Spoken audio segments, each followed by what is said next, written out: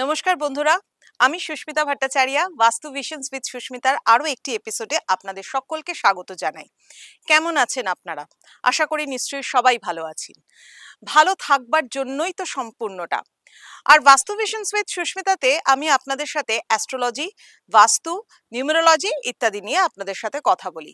কারণ আমরা জীবনটাকে সুন্দর করতে চাই। জীবনের বিভিন্ন পর্যায়ে বিভিন্ন সমস্যা এবং এই প্ল্যানেটারি পজিশনের জন্য কিন্তু আমাদের জীবনে বিভিন্ন কাল সময় নেমে আসে। ধরুন কারোর ভেনাসের কন্ডিশন খুব খারাপ রয়েছে, আপনার হরোস্কোপের মধ্যে ভেনাস ম্যালফিক বসে রয়েছে, অর্থাৎ সে কিন্তু আপনাকে একটা নেগেটিভ এফেক্ট বা অ্যাডভার্স এফেক্ট দিচ্ছে। ভেনাসের অ্যাডভার্স এফেক্টটা কি হতে পারে? আপনার স্কিন প্রবলেম হতে পারে, আপনার কিন্তু স্কিনের মধ্যে বিভিন্ন ধরনের র্যাশেস বা স্কিনের মধ্যে ইনফেকশন ইত্যাদি সমস্যা আসতে পারে। আর তার সাথে যদি কেতু একটু অ্যাড হয়ে যায়, তাহলে তো আর দেখতেই হবে না, অবশ্যই আপনাকে স্কিন নিয়ে অনেক দিন বা ইনফেকশন জাতীয় প্রবলেম নিয়ে অনেক দিন ভুগতে হবে।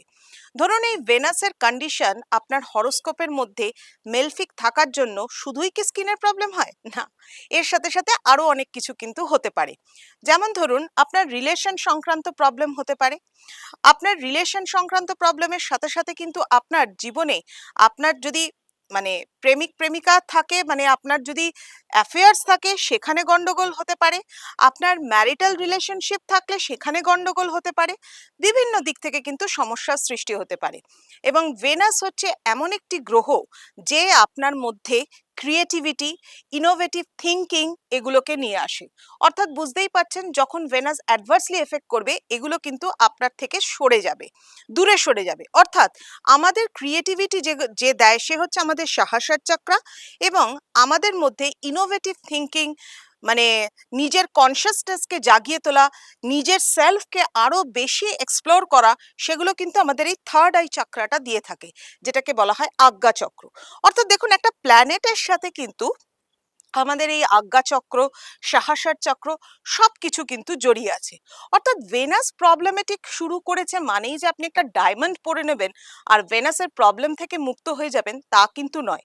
ভেনাসের সমস্যার জন্য বিভিন্ন ধরনের কিন্তু প্রতিকারের উপায় আছে।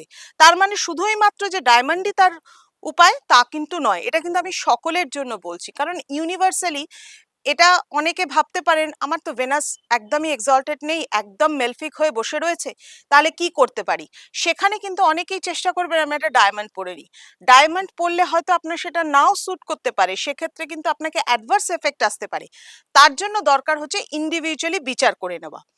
আবার এই ভেনাসের অবস্থান কিন্তু আপনার বাড়িতে, অর্থাৎ আপনার বাস্তুতেও আছে। বাস্তুতে কোথায় আছে? ধরে নিন আপনার বাড়ির দক্ষিণ পূর্ব কোণায় জলের স্থান। এই সময় আপনার ভেনাসের কোনো কুপ্রভাবের সময় চলছে, তাহলে তার দেখতেই হবে না, টাকা পয়সা এমনিতেই জলের মতো বেরোয়, আরো বেশি বেশি কিন্তু ড্রেনেজ অফ মানি হতে থাকবে।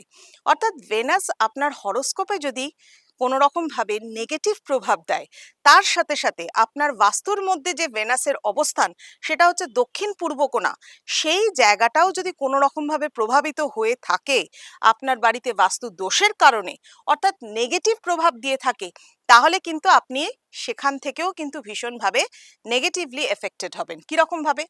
আপনার টাকা পয়সা জলের মতো বেরোতে থাকবে, আপনার কিন্তু দেখা যাবে আপনি সঞ্চয় করতে পারছেন না, কারণ দক্ষিণ পূর্ব কোণাকে আমরা অগ্নিকোণ বলে থাকি। যদি সেই দিকে আপনার বাড়িতে বাস্তুদোষ না থাকে, ধরুন আপনার বাড়িতে দক্ষিণ পূর্ব দিকে কিচেনের অবস্থান, খুব ভালো, সেটা একদমই বাস্তুসম্মত। যদি আপনার বাড়িতে দক্ষিণ দিকে বা পূর্ব দিকে ফেস করে রান্না করা হয় তাহলে আরো ভালো। যদি দক্ষিণ পূর্ব দিকে রান্নাঘরও আছে, আবার ওয়াটার একটা রিজার্ভার আছে, তাহলে কিন্তু সেটা দোষের। তাহলে কিন্তু আপনার টাকা পয়সাও বেরোবে, ফিনান্সিয়াল দিক থেকে আপনার কিন্তু প্রচুর ক্ষয়ক্ষতি হবে, ইকোনমিক স্ট্রাকচারটা একটু হলেও নড়বড়ে হয়ে যাবে। ধরুন আপনার দক্ষিণ পূর্ব দিকে কিচেন রয়েছে, but extreme south east corner of kitchen আপনার কিন্তু একটা সিঙ্কের পজিশন রয়েছে বা আপনি অ্যাকোয়াগার্ডটা লাগিয়েছেন, তাহলেও কিন্তু ড্রেনেজ অফ মানি হতে পারে। অর্থাৎ এই ছোটখাটো জিনিসগুলোকে একটু যদি আপনি মাথায় রাখেন, মানে সেইভাবে নিয়মটা মেনে যদি বাস্তুটাকে করা হয় তাহলে কিন্তু আমরা অনেকটা ভালো থাকতে পারি। অর্থাৎ ভেনাসের সাথে রিলেটেড আমাদের চক্রাস আছে, আমাদের বিভিন্ন ধরনের ইনোভেটিভ থিঙ্কিং দেয় আমাদের সহসা চক্র, ওটা ব্লক হয়ে যেতে পারে। আমাদের থার্ড আই চক্র, আজ্ঞা চক্র, সেটা ব্লক হতে পারে। সেটাকেও কিন্তু ঠিক করবার বিভিন্ন ধরনের উপায় আছে। আর সেই উপায়গুলোকে জানতে গেলে কিন্তু আমার এই এপিসোডগুলো অবশ্যই ফলো করুন। সেখানে কিন্তু আপনারা ঠিকঠাক মতো জানতে পারবেন যে কি উপায় করলে পরে ভেনাসের কুপ্রভাব থেকেও আপনি বেরোতে পারেন। অর্থাৎ ভেনাসের মতো একটা গ্রহ যাকে আমরা বলি, আচ্ছা ধরুন যারা মিডিয়াতে চাকরি করে তাদের ভেনাস স্ট্রং না থাকলে কিন্তু পাবলিকের কাছে তারা ফেমাস হতে পারবে না। এরকম অনেক নিউজ অ্যাঙ্কার রয়েছে দেখবেন আমাদের খুব প্রিয়, অনেক রিপোর্টার, অনেক নিউজ অ্যাঙ্কার রয়েছে যারা টিভিতে হোস্টিং করেন, তারা আমাদের কাছে ভীষণ প্রিয়। তাদের ভেনাস কিন্তু খুব স্ট্রং। ভেনাস স্ট্রং না হলে কখনো তাদের পাবলিক এই যে কমিউনিকেশন আমাদের সাথে, আমাদের মনের মধ্যে, পাবলিকের মনের মধ্যে গেঁথে যাওয়া, সেটা কিন্তু কখনো হতো না যদি তার নেগেটিভ ভেনাস থাকতো।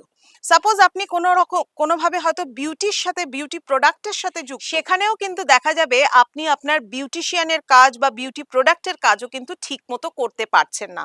সেখানেও কিন্তু বিভিন্ন ধরনের, হয়তো আপনার এবিলিটি আছে, কোয়ালিটি আছে, ক্যাপিটাল লাগিয়েছেন, ভালো করে একটা বিজনেসকে স্টার্ট করেছেন, কিন্তু সেখানেও নেগেটিভ এফেক্ট। এটা কিন্তু হতে পারে আপনাদের নেগেটিভ ভেনাসের জন্য। অর্থাৎ ভেনাস এমন একটা গ্রহ যে কিনা আমাদের ক্রিয়েটিভিটি, আমাদের মনের আনন্দ ইত্যাদির সাথে যুক্ত, এবং বিভিন্ন ধরনের সৌন্দর্য ইত্যাদির সাথেও যুক্ত। তাহলে নিজেকে ভালো রাখতে গেলে, নিজেকে সুন্দর রাখতে গেলে, নিজেকে আরো বেশি প্রেজেন্টেবল রাখতে গেলে আয়নার সামনে দাঁড়ালেই যাতে মনে হয় আপনি অনেক অনেক সুন্দর, নিজেকে যাতে আরো ভালো করে চিনতে পারেন, তার জন্য কিন্তু ভেনাসকে স্ট্রং রাখার দরকার রয়েছে। আর সেটা কিভাবে করতে হবে তার জন্য আমার সাথে থাকতে হবে বাস্তু ভিশনস উইথ সুস্মিতার এই ইউটিউবের চ্যানেলে।